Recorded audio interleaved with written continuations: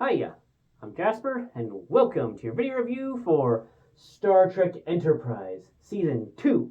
So, as always, I'm going to give you the good, the bad, and the furry. To start with the furry, again, it's a Star Trek show, so you're going to have anthropomorphic type aliens, also some various alien creatures, and then in this one, you have Dr. Phlox, who much of his medical knowledge comes through from the various animals that he keeps on board that take the place of a lot of like just glowy, beepy instruments that we see in future Star Trek series. And I like that. It's fun. Moving on to the good and the bad. So, we ended on a cliffhanger in season 1 with Archer in the future that was all fucked up. Now, we get to this one, and it's like, oh, hey, we can sort of talk back in time, and then we hear about the Romulans and whatever. Time travel's stupid in this series. But Trip is smart. So, yay for problem solving. Moving on to Carbon Creek. Don't care.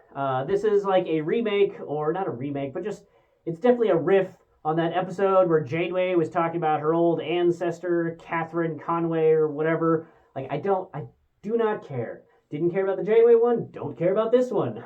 Moving on. Minefield. Once again, not Mystery Reed going on with this. Like, they just totally get rid of that, and they're just like, yeah, this is just Reed. He's just a guy who has a different way of doing things. Sure, fine, whatever. We'll go with that from now on. I thought they did a really good job of the mine explosion, and I also thought they did a really good job of showing the different decks of the ship. But also, every time I see an exterior shot of a ship in Star Trek, pretty much any Star Trek, but especially in Enterprise and Discovery and I guess Strange New Worlds, whenever I see that exterior shot, I'm just like, with how many people they have working and how big the quarters are of the officers that we see, like the ship, the size isn't right.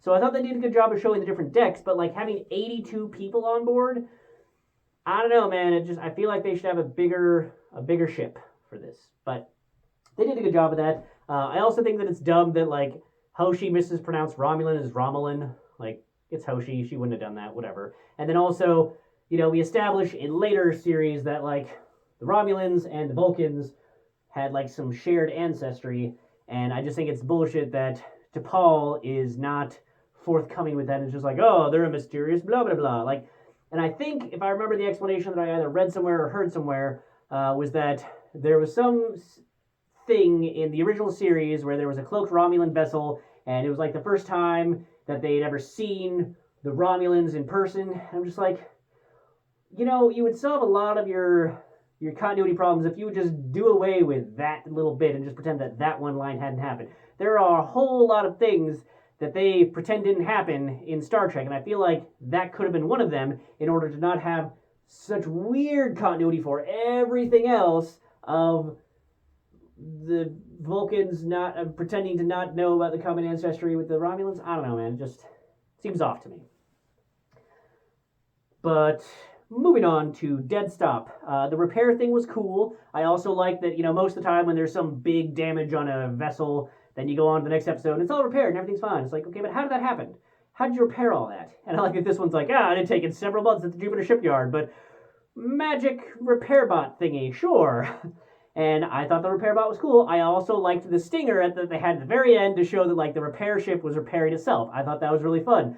I don't even care that they never brought it back again or never addressed it again. The fact that it was doing that to begin with was cool. Next was A Night in Sickbay. Come on, Archer. How fucking stupid do you have to be to bring your dog to a planet that like you literally offered to have a meal with them, and as soon as they saw you eating, left in a huff and wouldn't even talk to you, like, without a sincere apology. And, like, took a while just to explain that they don't eat in public because it's, like, mating to them. Like, why the fuck would you bring your dog to this easily offended people? That is your fault. You're the stupid one for doing that. And then, like, just his actions throughout the rest of the episode. I get that that is what probably the average dog owner would do if they're pet was in peril. Like, I get that he's distraught, but like, hold your shit together better, Captain. The next was Marauders, which is basically the Star Trek version of Seven Samurai. All well and good, except for the problem of orbital-based weapons, such as, the Klingon vessel that they could have had in orbit, that as soon as they couldn't get the dilithium, whatever the fuck it was that they were mining. I don't remember. But as soon as they couldn't get it, they would just take their ship from orbit and blast the hell out of it with their disruptors and destroying it. Because that's the type of people that those Klingons were. So this was stupid to be like, oh, we've solved the problem by just telling them to go away and that we can defend ourselves on the planet now. Like, yeah, but you don't have an orbital cannon to defend from their ship. Whatever. Next was the communicator. It's an excellent example of the dangers of contamination, of cultural contamination, of like you leave a communicator there and now you have this whole thing and this like web of lies that you have to spin, and like you've seen that now they know that like cloaking technology is out there, that other races are probably out there, or that like better metabolism or red blood, like all of these things are either genetically or scientifically possible now. Like you have fucked them up way more than if they just like one person had just found the communicator. Maybe. I mean, I guess maybe they don't have, if they didn't make a copy or exact diagrams or whatever else of the communicator, then sure. But still, you messed them up. But, fun example of like, hey, showing why the Prime Directive is important to like not contaminate culture. Anywho, next was the Singularity, which the explanation of like the radiation between these two planets is kind of weak, but I also know that even in like one of the newer episodes of Strange New Worlds, that was what they went with, was a strange radiation causing this. Like, if they don't have a better explanation, they just go with weird radiation. Sure.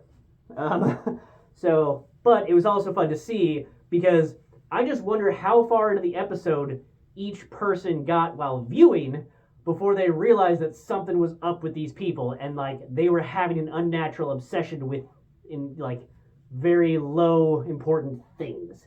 And I also think it's funny that Paul was like, oh, I'm unaffected. Like, bitch, please. You know, you are affected. Just your thing that you're affected and studying happens to be useful. And, like, you're able to guide it a little bit more because you're Vulcan. But it's still funny to be, she's like, I'm totally fine. Like, So that was fun. And then the next one, Vanishing Point. Hoshi episode. Again, Hoshi is the Troy of this series. I don't like her. I'm not a fan of her. The actress is great. I've seen her in Bosch. She's awesome. So the actress is fine, and her ability to act as Hoshi, like, it's not a question of acting ability. She plays Hoshi very well. I just don't like Hoshi the character because she's useless, and there's this like, oh, the problem is the translator, except for when we need the problem to be Hoshi, and it's just like, it's very convenience factored, and yeah, I just kind of wish that her character had been the next Silas Ramsey, or Cyrus Ramsey. Just saying. Anywho, next is Precious Cargo. God, that royalty person was such a bitch. I hated every minute that she was on screen. Just every single minute. Like, if you act like that around anyone, you totally deserve to get left behind from wherever you're at. Like, you are just the worst person imaginable and just so annoying. And then her and Tucker's kiss, like, they had no chemistry. It was just the classic 90s thing of like, we're going to have them bicker with each other and anger with each other and the worst thing with each other until they decide to kiss, because that's how chemistry works in the 90s, I guess. And I know this is early 2000s, but still, just dumb. Hated it. And she was annoying, and I felt like her dubbing was odd. Like, maybe it's just the stream that I was watching, but I felt like her dubbing was off. Her voice was off, or her accent was off. Something was off about it. It was weird. Next one was the catwalk. They describe it as a crawl space, and relative, once again, to the external size that we have seen of the ship versus where they showed on the diagram of it just being in like the very bottom nestle of the warp nacelle. The crawl space, they should have had to crawl. Like, it should have been like everyone either on their hands and knees or at least hunched over in order to have this crawl space. But nope, everyone's standing tall. It's like an 8 to 10 foot ceiling. Like, okay, sure. And they clearly got their use out of it, though, because they used it in this episode, they used it a couple episodes from now, and they also use it as the prison transport on the Con Air episode, where it was the Canamar. So in a couple of episodes, the Canamar, yeah, that is definitely just a redress of the catwalk set. So they clearly were like, we spent a lot of money on this, so we're going to use the hell out of it. The other thing that I thought was funny about this episode is that just how at each other's throats the crew was, especially the bridge crew. Like once you take away showers for a week and a little bit of privacy, like once you snuggle them all in, what happened to your evolved sense of morality and happiness and thoughtfulness, huh? You take away your showers and your comforts, then you get to see what you really like. So yeah, it was fun to see like, little cracks there, little bit of cracks. And then the next episode of Dawn, it's just basically Darmok and Jalad at Tanagra. There was also an SG-1 episode like this where, they were fighting each other and then they made up. Like, we've seen this episode kind of done to death. And this one wasn't the worst example. It wasn't a bad example. It's just that we've seen it done so many times. Like, we've seen it done, I feel like, in every Star Trek series, a couple times in Stargate series. It's just, whatever. It's fine. Gotta have it, I guess. Stigma. So, from what I read in the trivia, is that in 2002, Paramount said that every one of their television shows were going to have an AIDS awareness episode.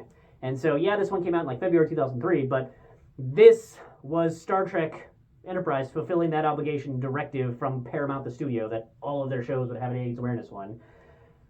It's fine. Once again, it's showing the difference in the Vulcans. We're being like, ooh, mind meld is gross type of thing. And I just want to point out that this is the episode where, like, you've seen Phlox be, like, chill about a whole bunch of things, about the sexual appetites, blah, blah, blah, and this, that, and the other thing, and just exploring other cultures and other things. And then this one, his wife comes, and she's all, like, hitting on Tucker, and, Phlox is just like, ooh, did she do a tympanic tickle or a leaf bath from blah, blah, blah. Like, he's all getting into it of, like, having hit one of his wives get with Tucker. So clearly, talking about and doing physical things with others is not a hang-up. And I bring this up because of a later episode that I'll get into. But, yeah, it's dumb. Next episode of the ceasefire. Once again, Shran is in this. I love me a good Shran episode. I love Jeffrey Combs, so I love that he's in this.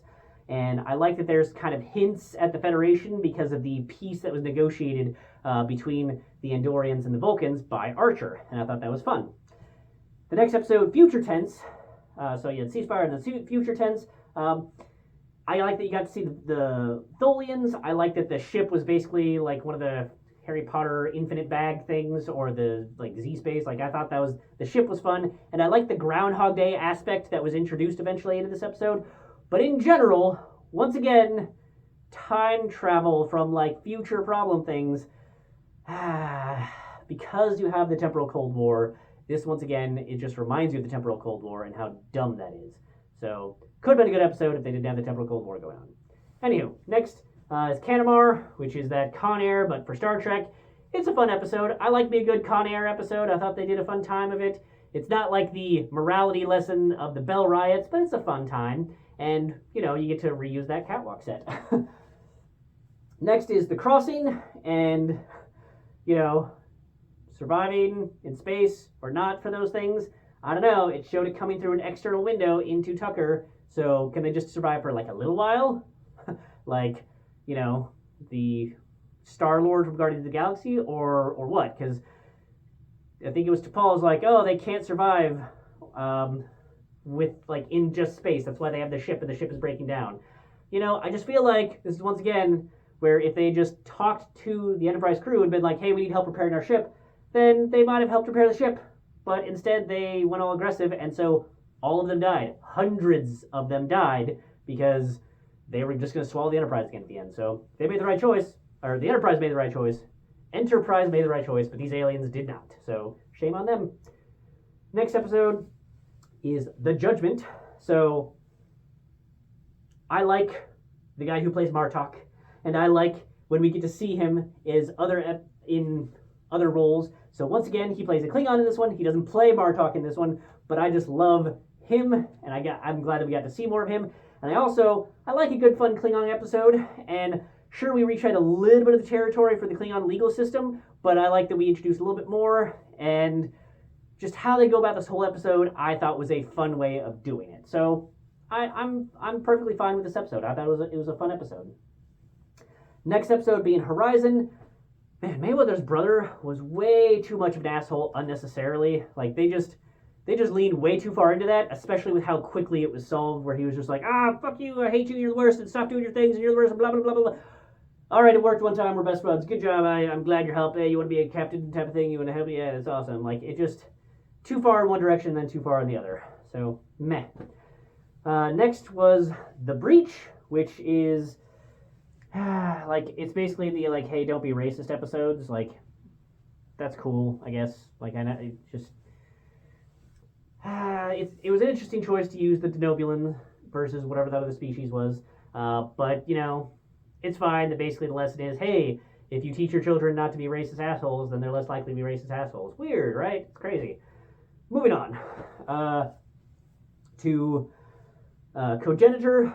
This one was pretty much like the androgynous episode with Riker, where Riker wanted to get with this androgynous person, and so in The Outcast was the name of that episode.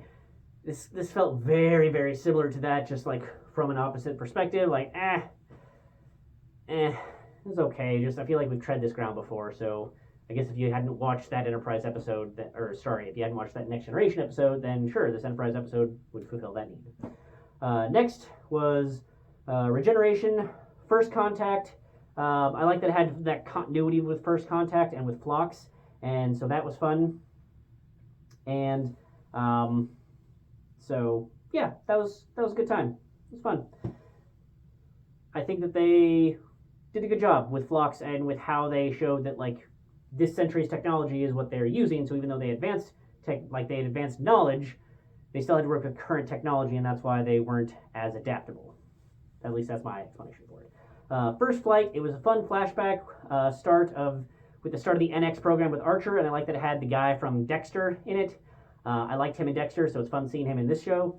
And then Bounty, it's a fun episode with the good guy and the good, good guy getting held hostage by a good guy who's just made a couple of wrong choices in his life, and that whole thing was fun.